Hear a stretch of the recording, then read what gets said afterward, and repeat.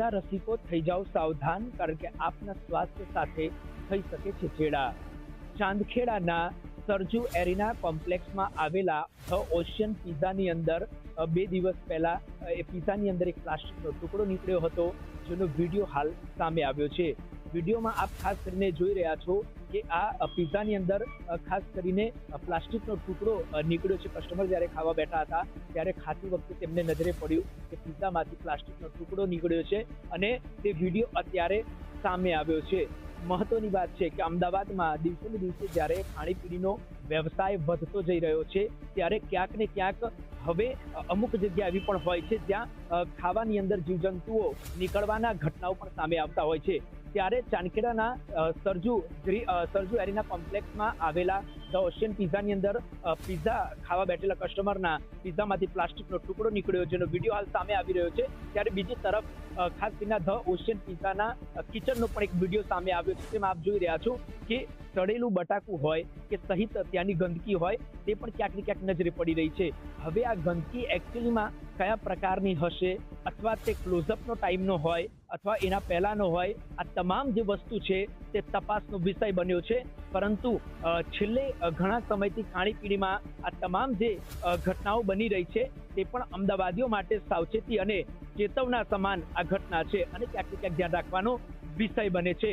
Video હાલ સામે આવ્યો છે, તપાસનો વિષય છે ખરેખર આ ઘટના કયા પ્રકારની હતી. પરંતુ આ ખરેખર જે પિઝામાંથી પ્લાસ્ટિકનો ટુકડો નીકળ્યો છે, ત્યારબાદ કેટલાક લોકો દ્વારા આ કિચનનો એક વિડીયો બનાવવામાં આવ્યો છે.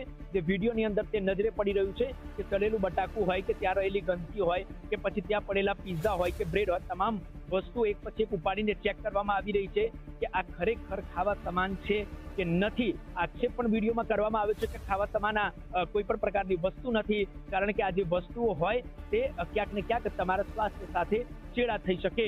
આ ધ ઓશિયન પિઝા છે ચાંદખેડાનું, જેના અમે દ્રશ્ય આપણે બતાવી રહ્યા છીએ. આપના ટીવી સ્ક્રીન પર વિઝ્યુઅલ્સ પણ આપ જોઈ રહ્યા છો. હવે આ તમામ વસ્તુ તપાસનો વિષય બન્યો છે. અમદાવાદની અંદર લોકોના સ્વાસ્થ્ય સાથે ચેડા સમાનના ઘણા કિસ્સાઓ સામે આવતા હોય છે, ત્યારે હવે આ એક વિડીયો સામે આવ્યો છે.